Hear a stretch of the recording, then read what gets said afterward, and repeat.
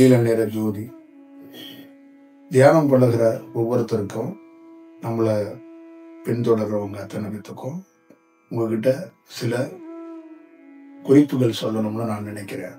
உடல் ரொம்ப முடியாதவங்க, வயது அதிகமானவங்க, ரொம்ப தியானம் பண்ணி வேற உடல்ல பலவீனமான ஆகி உடல்ல ஏற்கனவே ப்ராப்ளமா இருக்கு, மயக்கம் அதிகமா இருக்கு, தலை சுத்தல் அதிகமா இருக்கு, உடல்ல எரிச்சல் அதிகமா இருக்குன்னா மேலும் மேலும் இந்த தியானத்தை பண்ணி பண்ணி இன்னமும் அதுக்கு அதிகரிக்க கூடாது. அந்த மாதிரி நேரத்துல ரொம்ப விழிப்போடு செயல்படணும். தியானம் என்பது எப்படின்னா, அது செயற்கையா நடக்கக்கூடாது, இயற்கையா நடக்கணும். தியானத்தை முதல் முறையா ஒருத்தர் ஒரு குரு கிட்ட இருந்து ஒரு பயிற்சியை எப்படி கத்துக்கிறாங்க அப்படின்னா, உபதேசத்துல அந்த குருவுடைய செயல்ல குரு கிட்ட சரணாகதி அடைஞ்சு அந்த குருவே கதின்னு ஒரு செயல் வடிவத்துல அவங்க கிட்ட இருந்து அந்த உபதேசத்தையும் அந்த தியானத்தையும் எடுத்துக்கிறாங்க.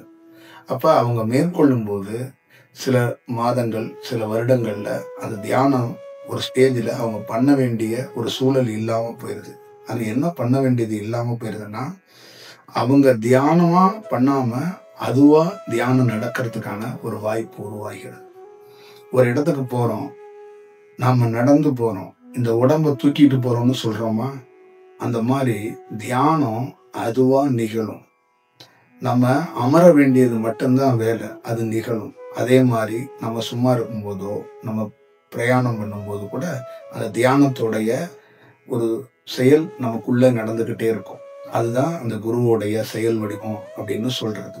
அப்போ உடல் முடியாம இருக்கிறவங்க, பலவீனமாக இருக்கிறவங்க என்ன பண்ணணும்னா, கடுமையா மீண்டும் மீண்டும் அந்த தியானத்துல முயற்சி பண்ணக்கூடாது. பல்வேறுபட்ட சூழ்நிலையில சொல்லியிருக்கிறேன். இறைவனை தேடுறதில்ல, குருவை அடையிறதில்ல.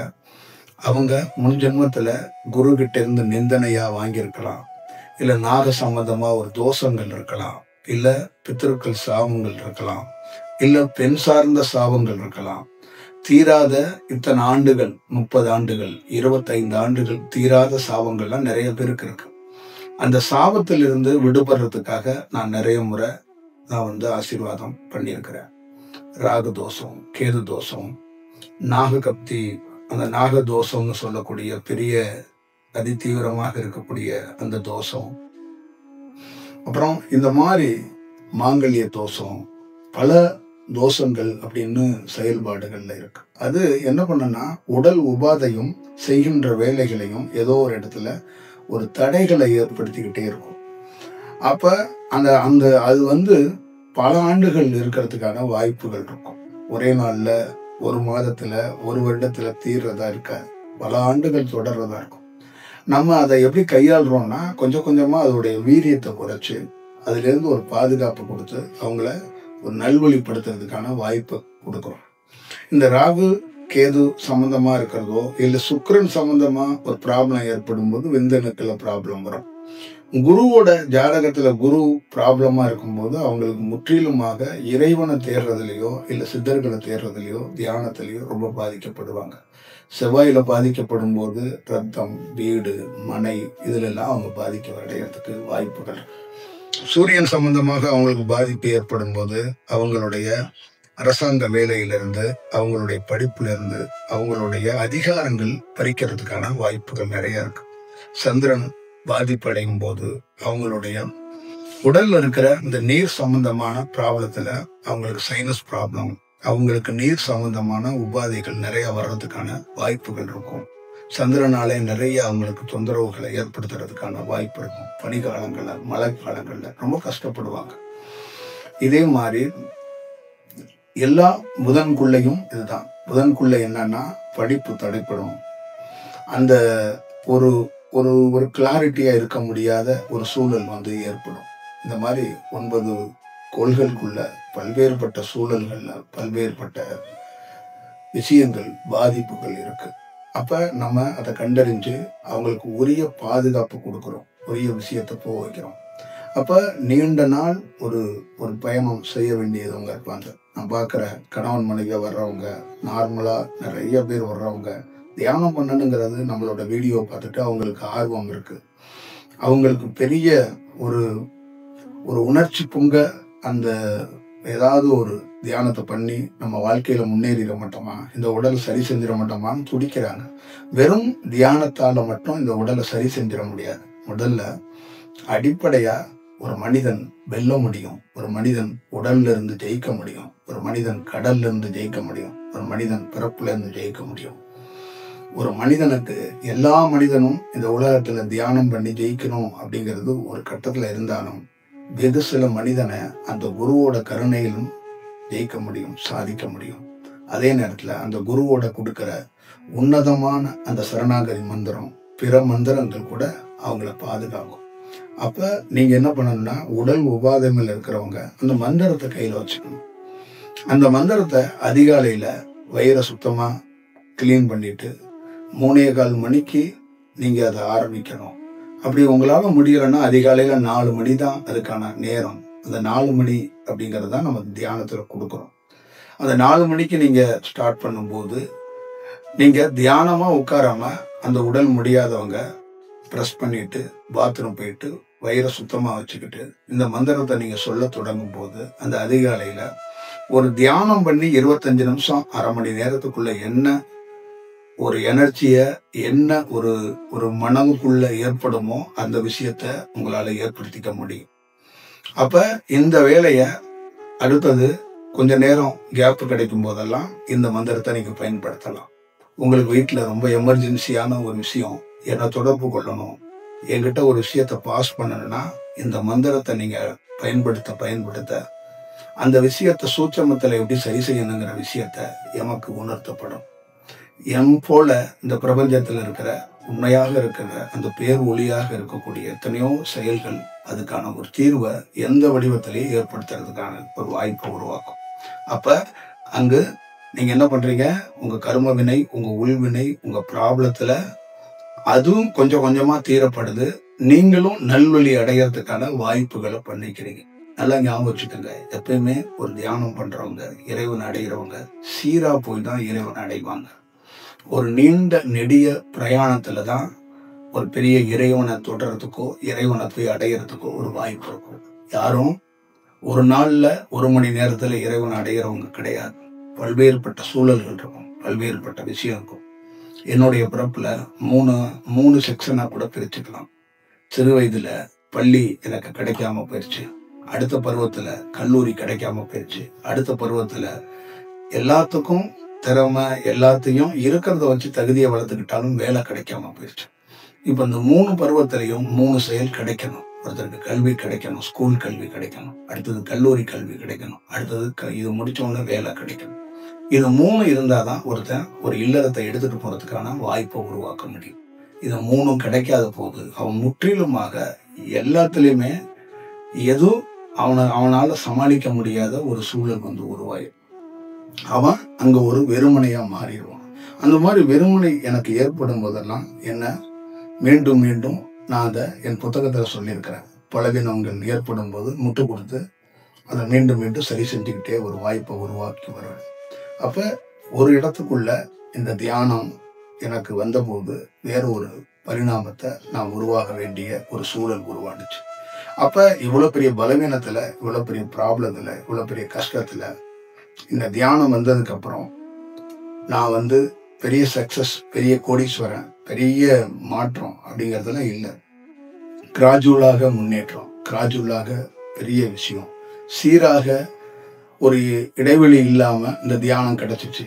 அதே நேரத்துல அப்படியே நான் மெல்ல மெல்ல தான் என்னுடைய பிரயாணத்தை தொடங்கினேன். என்னுடைய ஆரம்ப காலகட்டத்துல பிரயாணம் ஆமை வேகத்துக்குள்ளதான் என்னுடைய பிரயாணம் இருந்துச்சு. அதுக்கப்புறம் தான் அதோடைய கொஞ்சம் கொஞ்சமாக ஒரு செயல் வடிவமாக அது மாற தொடங்கிடுச்சு. அப்ப நீங்க அதுல இருந்து ஒரு புரிஞ்சுக்க வேண்டியது பார்த்துக்கணும். அப்ப தியானத்துக்குள்ள எல்லாருக்குள்ளயும் தியானத்தை பழகணும் அப்படிங்கிற எண்ணம் இருக்கு. எல்லாத்துக்குள்ளயும் தியானம் பண்ணணுங்கிற அந்த நிச்சயமாக ஆர்வம் இருக்கு. அதே நேரத்துல கடவுளை அடைஞ்சிடணும், பிறப்புல இருந்து விடுபட்டறணும், நாமளும் வேற ஒரு வடிவத்துக்குள்ள வந்துடணும் அப்படின்னு நினைக்கிறாங்க. அதுக்கு காரணம் இந்த ஒய்டா இருக்கிற மீடியா, இந்த யூடியூப் சேனல், இங்க இருக்கிற குருமார்கள், இங்க கொடுக்குற தியானம், இங்க கொடுக்குற மந்திரம், இங்க எந்த வடிவத்துக்குள்ளே ஒருத்தர் தூங்கிட்டு இருக்க உனக்கு கடத்திட்டு போய் கூட தியானம் கொடுத்துருவாங்க. அந்த அளவுக்கு இங்க இருக்கிற ஒரு சூழல் இருக்க, அந்த சூழல்ல மக்கள் அகப்பட்டு கிடக்குறாங்க. மக்கள் வந்து சுத்தி இருக்கிற ஒரே சத்தங்கள். ஒரு ஒரு ஒரு ஒரு மனிதனுக்கு 200 விதமான சவுண்டு கேட்குது. அந்த சவுண்டுக்குள்ள ஒருத்தர் தப்பிக்கிறது ரொம்ப கடினம். அதனாலதான் ஞானிகள் தப்பிச்சு ஓடி போய் காடுகள்லையும் மலைகள்லையும் குகைகள்லையும் எல்லா சத்தத்தையும் ஆஃப் பண்ணிட்டு அவங்கள உணர்ந்தாங்க, தன்னை உணர்ந்தாங்க. 200 சத்தத்தை நடுவுல நீங்க தன்னை உணர்றதுங்கிறது ரொம்ப சவாலான காரியம், ரொம்ப சாதாரண விஷயம் இல்லை.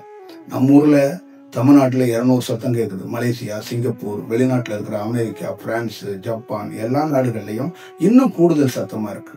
என்னன்னா அங்கெல்லாம் அவங்களுடைய லைஃப் ஸ்டைலே வேற மாதிரி இருக்கு. நாமளே சும்மா இருந்தா கூட கறி திங்கணும், சாராயம் குடிக்கணும், அங்க உள்ள காஸ்டியூமை போடணும், அவங்களுடைய பழக்க வழக்கத்துக்குள்ள உருவாகணுங்கிற அந்த செயலும் சேர்ந்து வந்துக்கு.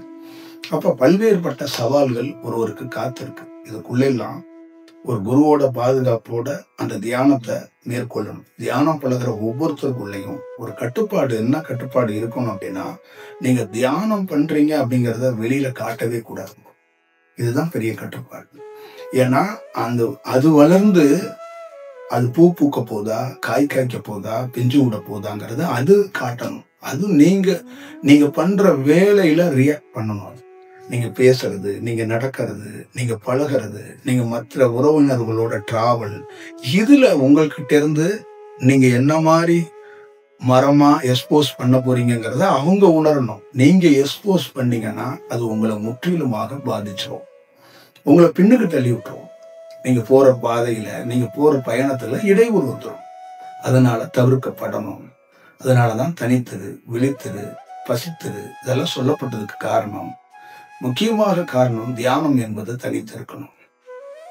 தியானத்தை பழகிற ஒவ்வொருத்தருக்குள்ளேயும் விழித்திருக்கணும். அப்படின்னா அந்த விழிப்போட தியானத்துக்குள்ள ஒரு கவனத்தோட தியானத்துக்குள்ள இருக்கணும். தியானத்துக்குள்ள இருந்துட்டே தியானம் பண்றேன்னா இல்ல தூங்குறேனான்னு தெரியாம சொல்லுவாங்கல்ல, அதுக்கு முழு கவனம்ங்கிறது கொஞ்ச நாள் உடல் ரெடியான போது அந்த கவனம் வரும். அந்த கவனம் எப்பொழுது ஒரு மனிதனுக்கு கிடைக்கப்படும்னா, அதிகாலையில 4 மணிக்கு யாரெல்லாம் எந்திரிக்கிறாங்களோ அவங்களுக்கு அந்த விழிப்பு தன்மை வந்துடும். அந்த விழிப்பு தன்மைங்கிறது நரம்புகள்ல, அந்த மூளை பகுதியில் இருக்கிற கண்கள் சுத்தி இருக்கிற நரம்புகள் விழிப்படைய தொடங்கும். இந்த கண்கள் சுத்தி இருக்கிற நரம்புகள் விழிப்படைய தொடங்கினா ஒரு மனிதனுடைய செயல் என்னன்னா, அசைவி, தூக்கத்தன்மை, அவனுக்கு சோர்வு, இதுல இருந்து அவன் விடுபடுறான்.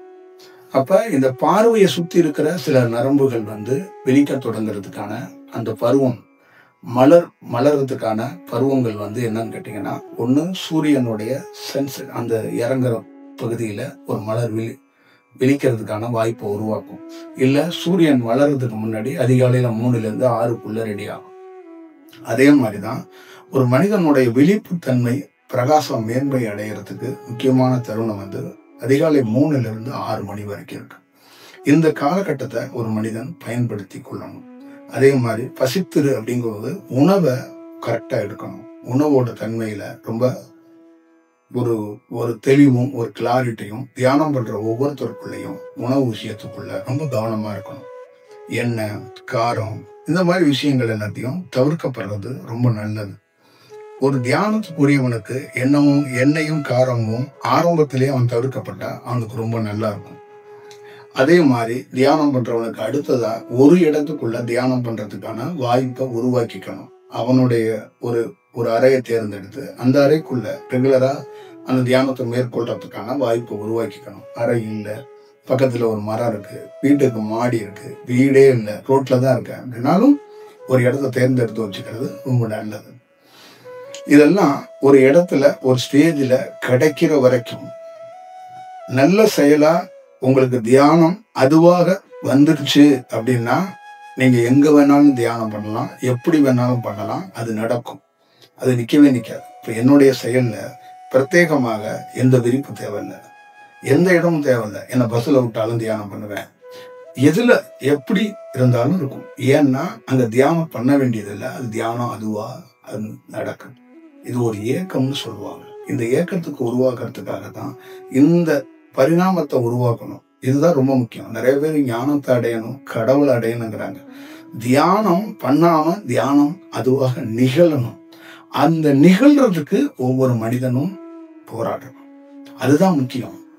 அதுக்கப்புறம் இறை அடையிறதோ, நீ இறைத்தன்மையில மாறுறதோ, உன் உடல் என்னென்ன மாதிரி பருவ மாற்றத்தை சந்திக்கிறங்கிறதெல்லாம் நெக்ஸ்ட்.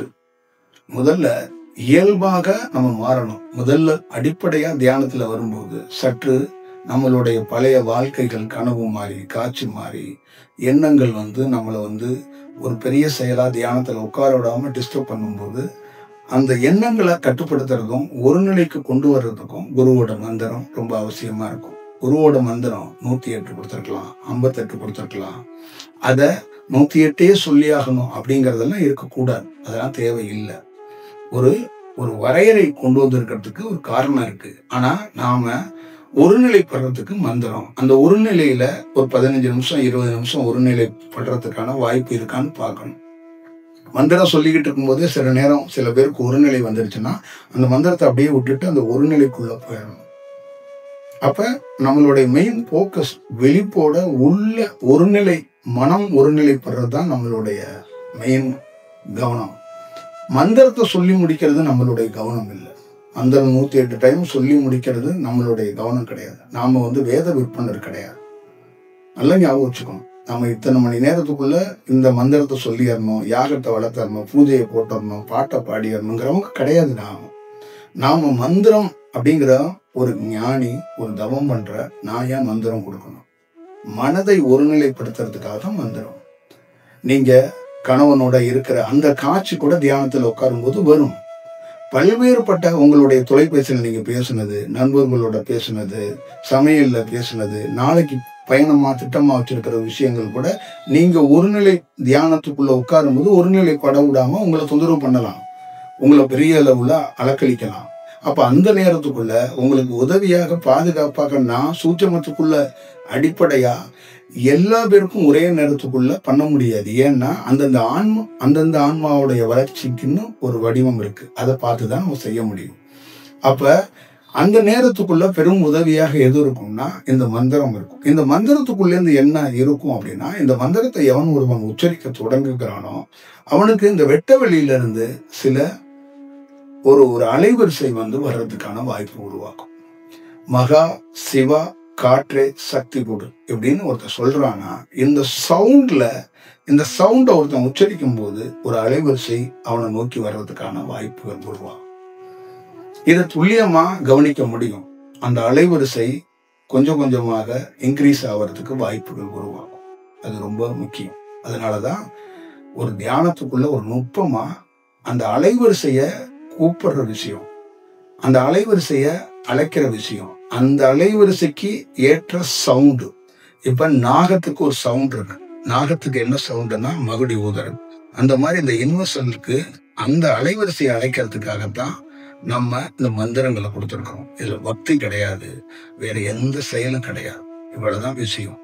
அதே நேரத்துல ஒருத்தருக்கு கடன், ஒருத்தருக்கு நோய், ஒருத்தருக்கு பெரும் துன்பம், ஒருத்தருக்கு பெரும் துயரம், அவனும் இந்த மந்திரத்தை பயன்படும் போது பெரும் தியானத்துக்கு மட்டும் இல்லாம அவன் குடும்பத்துல எல்லா செயலுக்கும் இந்த மந்திரம் ஒர்க் ஆகும். ஏன்னா அந்த அலைவரிசை ஒரு ஈர்ப்பை ஏற்படுத்தி கொடுக்கும். ஒருத்தருடைய கஷ்டத்துக்கு அந்த அலைவரிசை என்ன பண்ணுன்னா, அத ஆப்போசிட்ல இருக்கிறவங்கள நெகட்டிவா பேச விடாம அது சாதகமா மாத்தி கொடுக்கும். அதுக்காக தான் இதெல்லாம் நம்ம கொடுக்கறது. இத தெள்ள தெளிவா பண்ணா ரொம்ப நல்லா இருக்கும். நான் பலமுறை சொல்லியிருக்கிறேன்.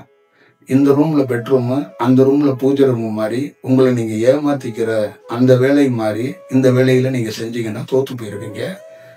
ஒரு மந்திரம் ரொம்ப ரொம்ப மரணம் இல்லாத பெருவாழ்வு கொண்ட மந்திரம் தான் நான் கொடுத்திருக்க மந்திரம். என்னுடைய மந்திரத்துக்கு சாவு கிடையாது.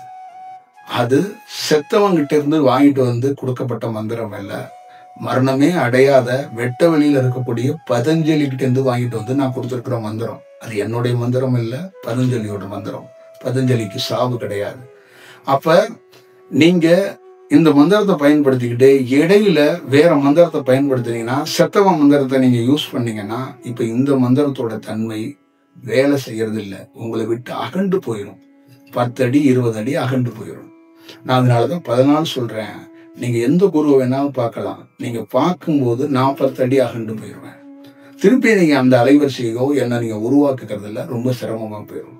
நல்லா ஞாபகம் வச்சுக்கோங்க. இந்த ஊர்ல சொல்லுவாங்க, சுகத்துக்காக ஆசைப்பட்டு தன்னை இழந்துடக்கூடாது, மோகத்துக்காக ஆசைப்பட்டு வாழ்க்கையை கெடுத்துடக்கூடாது. இங்கு பரவி கிடக்கிற எல்லா செயலுக்காக தன்னை ஒரு மனிதன் அர்ப்பணிச்சிடக்கூடாது. அற்ப சந்தோஷத்துக்காக மொத்தமா தன்னை அழிஞ்சு போயிடக்கூடாது. ஒரு விவேகம் என்பது ஒரு ஷார்ப்பா இருக்கிறது, ஒரு எறும்பு மாதிரி இருக்கும்.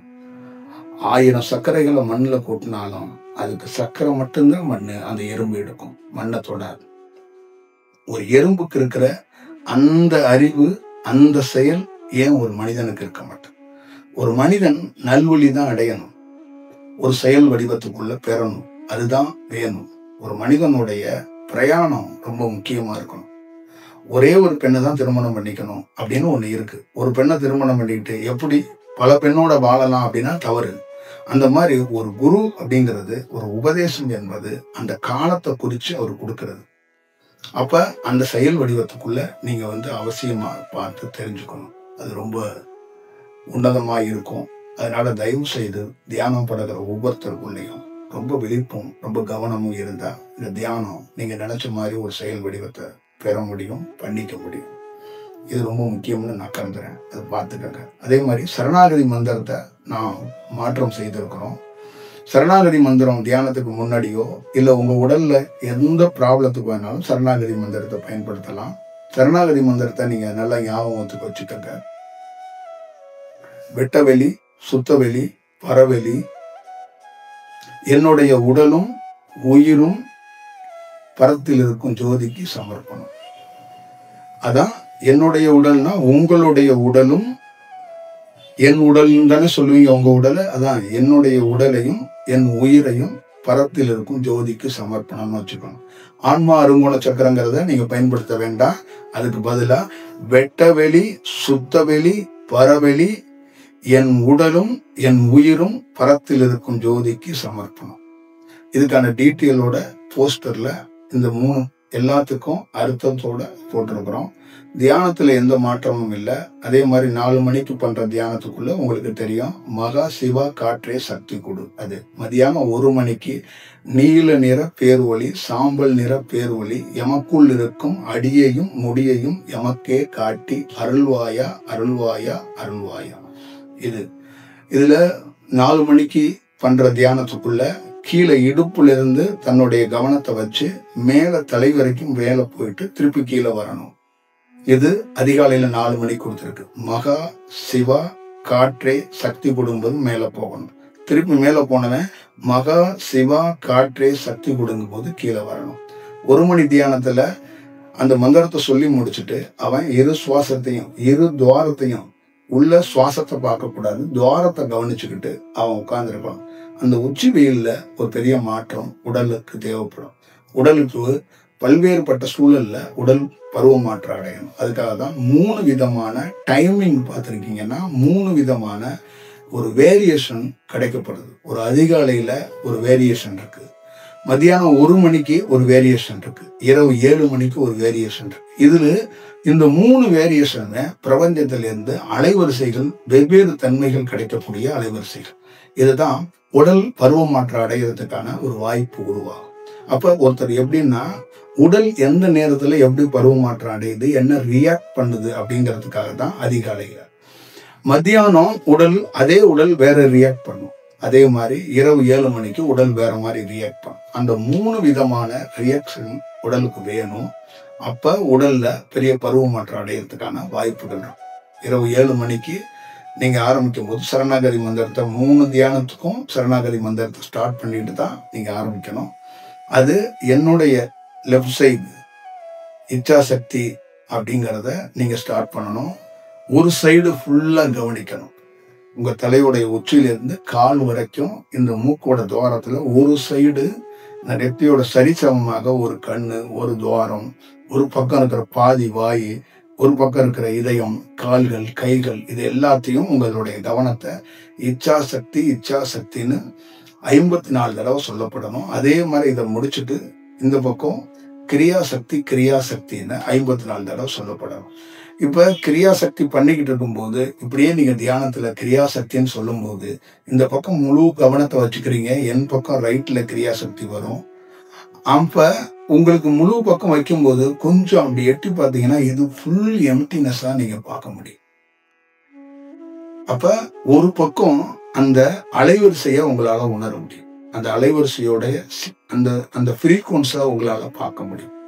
இப்ப இந்த ஃப்ரீக்வன்ஸை தொடர்ந்து ஒருத்தன் பயன்படும் போது உடல் சீர் பண்ணும். இந்த 3 தியானத்திலேயே உடலை துல்லியமாக ஒரு மிக சரியாக எடுத்துட்டு போறது எதுன்னா, இந்த இச்சா சக்தியும் கிரியா சக்தியும் என்ன பண்ணுன்னா, உடல்ல இருக்கிற அத்தனை நரம்புகளையும் சரி செய்யறதுக்கான ஒரு வாய்ப்பு உருவாகும். உடல்ல இருக்கிற அத்தனை நரம்பும் ஒரு கட்டுப்பாட்டுல வர்றதுக்கும் ஒரு நல்ல செயலுக்கு உருவாக்குறதுக்கும் இந்த இச்சா சக்தி கிரியா சக்தி வாய்ப்பு இருக்கும். ஆனா இத பேராசையில ஏதாவது உணர்ச்சி வசப்பட்டு செஞ்சிடக்கூடாது. ஆல்ரெடி நீங்க பல குருமாட்ட போய் ஒவ்வொருத்தரும் 15-20 தீட்சை வாங்கி வச்சிருக்கீங்க. உங்களுக்கு டீட்டெயிலா சொன்னா புரியாது. நீங்க எப்படி உங்களுடைய உள்வினையில உங்க உடலுக்கு ஒரு உபாமையோ ஒரு சோர்வோ இருக்கோ, அந்த மாதிரி அவருடைய சூழல்களும் அவர் கொடுக்கப்பட்டிருக்க விஷயத்துக்குள்ள அது பாதிப்பு இருக்கும்போது, அதே பாதிப்போட மீண்டும் மீண்டும் நீங்க தொடராம அந்த பாதிப்பை வெளியில் எடுக்கிறதுக்காக தான் ஃபர்ஸ்ட் ஸ்டேஜில் ஒரு வார்ம் அப் மாதிரி மந்திரத்தை சொல்லி கொஞ்ச நாள் வந்துட்டு அதுக்கப்புறம் உட்கார்ந்து தியானத்தை பழகிறதுக்கான வாய்ப்பை உருவாக்குங்க. நம்ம யூடியூப்ல இது இங்கிலீஷாகவும் தமிழாகவும் எப்படி தியானம் என்ன முறையா இருக்கு அப்படிங்கிறத பார்த்துக்கணும்.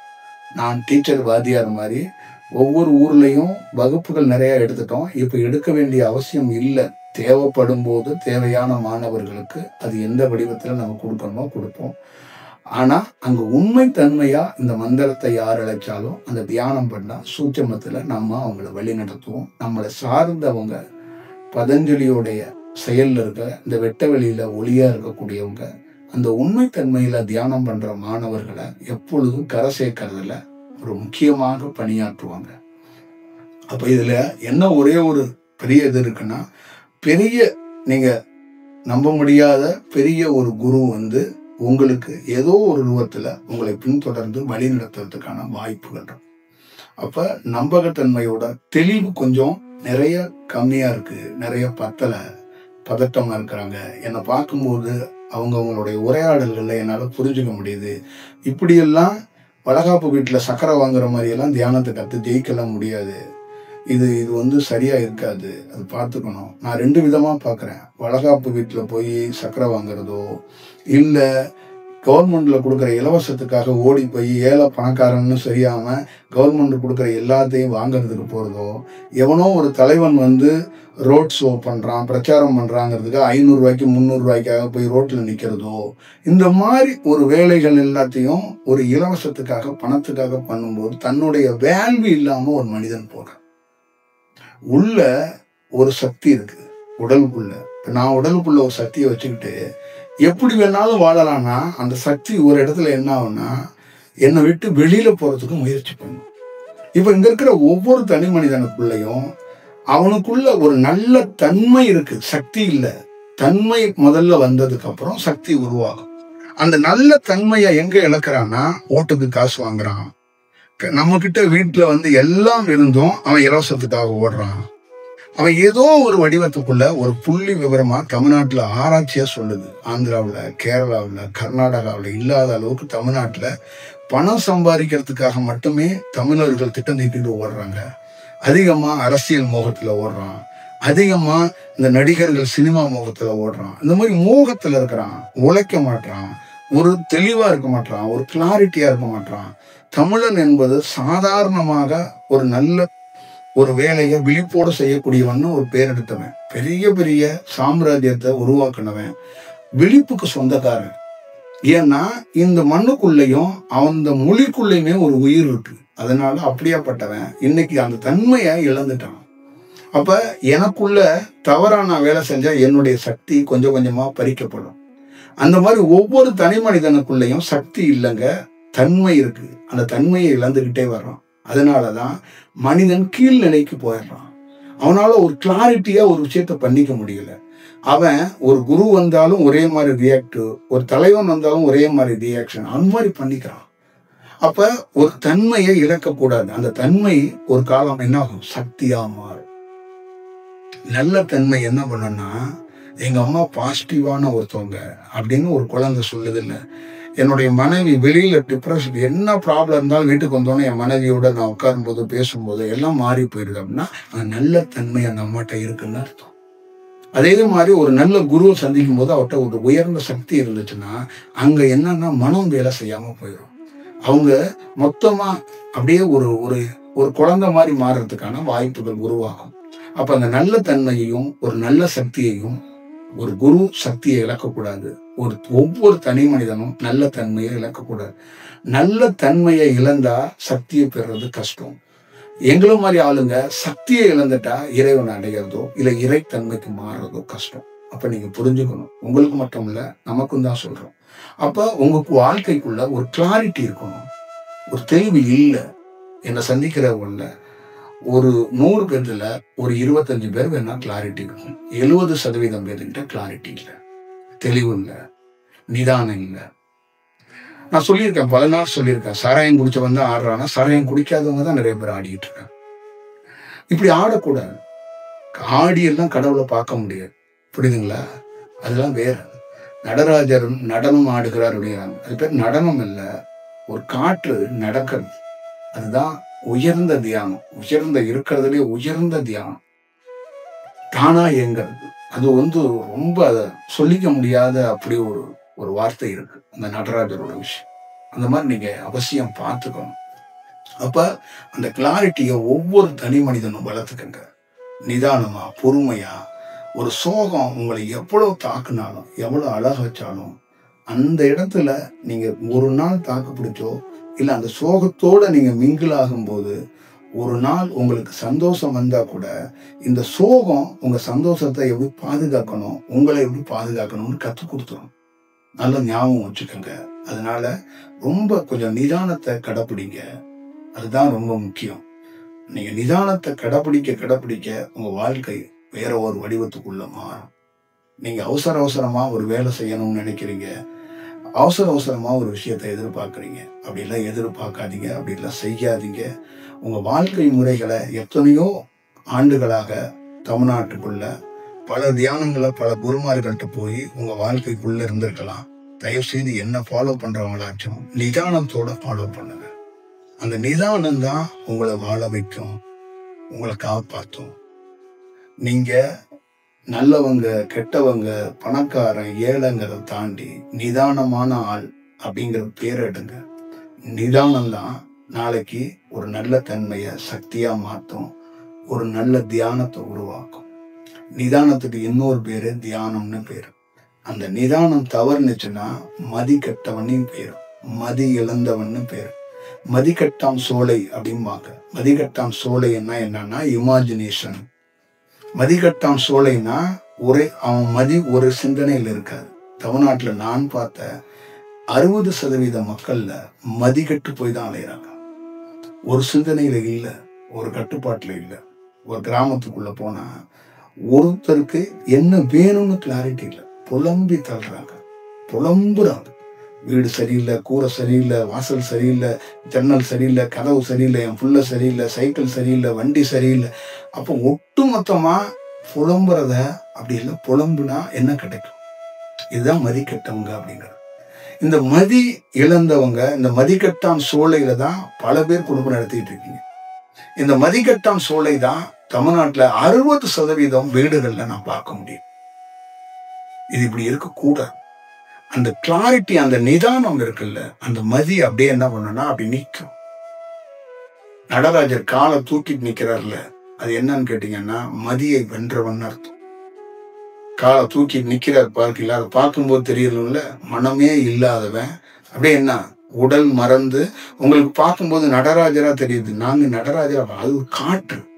அதுதான் உயர்ந்த உலகத்திலே பெரிய அலைவரிசை. அந்த அலைவரிசை தான் உயர்ந்த அலைவரிசை. அது அலைவரிசை. அந்த அலைவரிசை எப்படி நிக்குது பாருங்க. இப்ப தியானம் பண்ற ஒவ்வொருத்தனும் அந்த அப்படியே நிக்கணும், நிறுத்தணும் அலைவரிசைய. அதுதான் அந்த நிறுத்துறது அப்படிங்கிறது ஒரு பெரிய வேலை. நிறுத்த முடியுமா? காற்றை நிறுத்த முடியுமா? ஆனா ஒரு ஞானியால காற்றை நிறுத்த முடியும். அதுக்கு யாரு ரெஃபரன்ஸ்? நடராஜர். நீங்க அது உருவமா பாக்குறீங்க, அது உருவம் இல்லை, அது ஒரு அலைவரிசை, பேர் அலைவரிசை. அண்டத்துல இருக்கிற பேர் அலைவரிசை. அந்த அலைவரிசையை நிறுத்தி வச்சிருக்கிறார். அவருடைய உருவம், அவருடைய கலர், அவருடைய முகம், அவருடைய தோற்றம் எவனுக்கும் தெரியாது.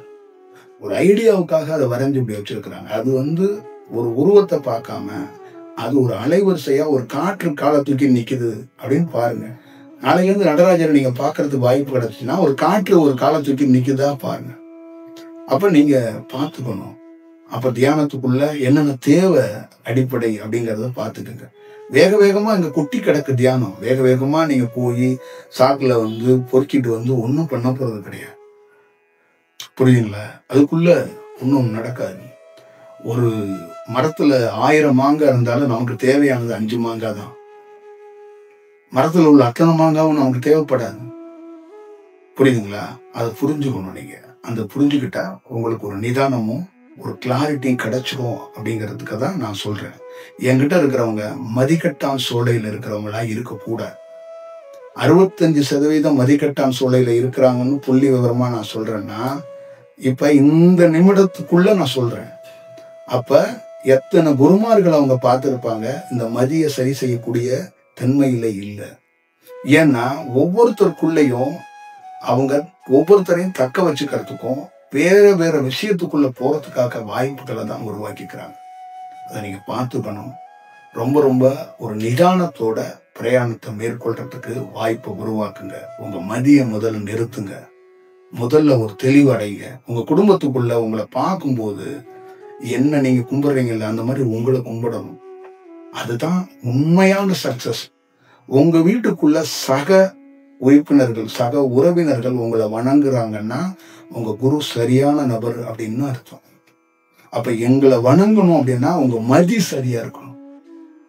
இங்க தியானத்துக்கு உடல் எவ்வளவு முக்கியமோ அந்த மாதிரி மதி முக்கியம். அதுதான் நான் பார்த்து ரொம்ப ரொம்ப நிறைய நிறைய விஷயம் இருக்கு. இதை நான் உங்ககிட்ட பேச முடியாது.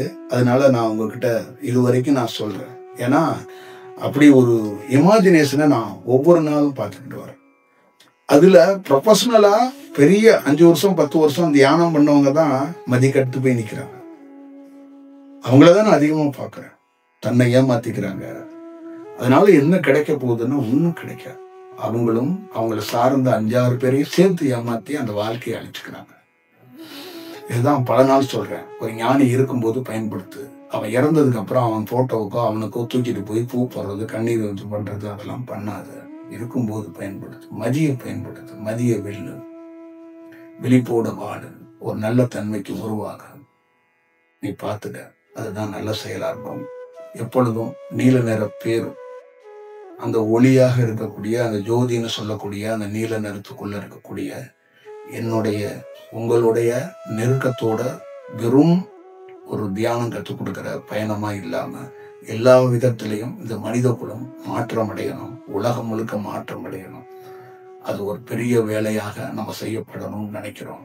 அதற்கு நீங்க எல்லா சூழலையும் பயன்படுத்தி கொள்ளுங்க.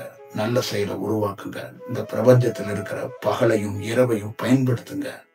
தயவு செய்து உங்க பெட்ரூம், பூஜரும், கிச்சன், உங்க உறவுகள் இதுக்கெல்லாம் நீங்க அவ்வளோ செலவிடுறீங்க. இந்த பிரபஞ்சத்தில் இருக்கிற இரவையும் பகலையும் அதையும் நம்ம அதுக்குள்ளதான் நாம இருக்கிறோம். ஆனா அதுக்குள்ள இருந்துகிட்டு அதுக்குள்ள இல்லாத மாதிரி வாழ்றோம். செல்போனை கட்டிக்கிட்டு, டிவியை கட்டிக்கிட்டு, கம்ப்யூட்டரை கட்டிக்கிட்டு பல செயல்களை கட்டி போட்டுக்கிட்டு இருக்கிறோம். ஆனா அந்த பிரபஞ்சத்துக்குள்ள இருக்கிற அந்த பகலையும் இரவையும் நம்ம எப்படி பயன்படுத்தணும் தெரியாம தத்தளிச்சுட்டு இருக்கீங்க. தயவு செய்து அந்த பிரபஞ்சத்துக்குள்ள இருக்கிற செயலை விட்டுறாதீங்க. பகல் விட்டீங்கன்னா இரவை பிடிச்சுக்கங்க. இரவை விட்டுட்டீங்கன்னா பகலை பிடிச்சுக்கங்க. இரவும் பிரபஞ்சம், பகலும் பிரபஞ்சம், இது ரெண்டும் உங்களுக்காக வேலை செய்யுது. நீங்க அதை மறந்துடாதீங்க. அதை மறந்துடாதீங்க. சூரியன் யாருக்காகன்னு பார்க்கல. சூரியன் யாரை பார்க்கிறாருன்னா உங்களை பார்க்கிற. சந்திரன் யாரை பார்க்கிறாருன்னா உங்களை தான் பார்க்கிறார். இந்த கோள்கள் எல்லாம் இயங்குதுன்னா யாருக்காக இயங்கல? உங்களுக்காக தான் இயங்குது. பஞ்சபூதங்கள் வேலை செய்யுதுன்னா உங்களுக்காக வேலை செய்யுது. 27 நட்சத்திரம் வேலை செய்யுதுன்னா உங்களுக்காக வேலை செய்யுது. ஒவ்வொரு டைம், ஒவ்வொரு நாள், ஒவ்வொரு அந்த கோள்களுடைய சின்ன சின்ன அசைவுகள், இந்த பூமியோட சுழற்சி எல்லாமே உங்களுக்காக இயங்கப்படுது. ஆனா நீங்க யாருக்காக இயங்கப்படுறீங்க? எதற்காக இயங்கப்படுறீங்க? என்ன செய்ய போறீங்க அப்படிங்கறத கொஞ்சம் சிந்திங்க. உங்க வீட்டுல முன்னோர்கள் இறந்து போனவங்க நிறைய பேர் இறந்து போயிருப்பாங்க. முன்னோர்கள் அவங்க என்ன சாதிச்சாங்க, 70 வருடமா, 60 வருடமா திருச்செந்தூர் முருகன், பழனி முருகன், திருப்பதியில் இருக்கிற வெங்கடாச்சலபதி எத்தனையோ பேர் கும்பிட்டு, சாமி கும்பிட்டு, என்னென்ன வழிபாட்டுகளோ பண்ணி, குலதெய்வம், அந்த தெய்வம், இந்த தெய்வம், கிடா வெட்டி எல்லாம் உங்ககிட்ட என்ன கொடுத்துட்டு போயிருக்காங்க. தன்னை உணர்றதில் அந்த மதிய சரி செய்யறதுக்கான அந்த சொத்தை, அந்த வாய்ப்பு கொடுத்துட்டு போயிருக்காங்களா? ஒரு சின்னதா ஒரு ஒரு பிள்ளைக்கு ஒண்ணும் முடியலைன்னா அதை தாங்கக்கூடிய அந்த தைரியத்தை கொடுத்துட்டு போயிருக்காங்களா? ஒண்ணுமே இல்லாத அனாதையா ரோட்ல நின்று நாளைக்கு ஒரு பெரிய சாதிக்கக்கூடிய அந்த வல்லமையை உங்கள்கிட்ட கொடுத்துட்டு போயிருக்காங்களா? நீங்க பாருங்க. 5 கோடி, 2 கோடி, 3 கோடி, 50 லட்சம் வச்சுக்கிட்டு வாழ்றது பெருசல்ல. ரோட்ல பிச்சைக்காரனா நின்று இந்த ஊர் பார்க்குற மாதிரி வாழணும் அப்படின்னா அதுக்கு மதி சரியா இருக்கணும். அந்த வாழ்க்கையும் நேர்மையா இருக்கணும். எப்படி வேணாலும் வாழலாம் அப்படிங்கிற வாழ்க்கை இல்லை. எப்படித்தான் வாழணும், இப்படித்தான் இருக்கணும், இப்படித்தான் பாதை, இதுதான் செயல். நீங்க எப்படி வேணாலும் இருக்கிறீங்க. ஆனா பிரபஞ்சம் நான் எப்படி வேணாலும் இருக்கலாம் ரியாக்ட் பண்ணா நம்ம எல்லாம் அழிஞ்சு போயிடுவோம். அது ரியாக்ட் பண்ணலையே. அதை நீங்க பார்த்துக்கங்க. அது ரொம்ப முக்கியம். மிஸ் பண்ணாம லைஃப ஒரு புது ஒரு ஒரு ஜேர்னியா எடுத்துட்டு போங்க. புது வாழ்க்கையை எடுத்துட்டு போங்க. உங்களுடைய ஆராய்ச்சிகள் எல்லாத்தையும் உங்களுக்குள்ளே வச்சுக்கோங்க. உங்களை மேம்படுத்தி கொடுறதுல வச்சுக்கோங்க. உங்களை நல்வழிப்படுத்திக்கங்க. முதல்ல ஒரு நல்ல தன்மையை பெருக்கிக் கொள்றதுக்கான வாய்ப்பை உருவாக்குங்க. ஒரு நல்ல செயல்ல நேரடியாகவோ இல்லை காணொலி மூலியமாகவோ சந்திப்போம்.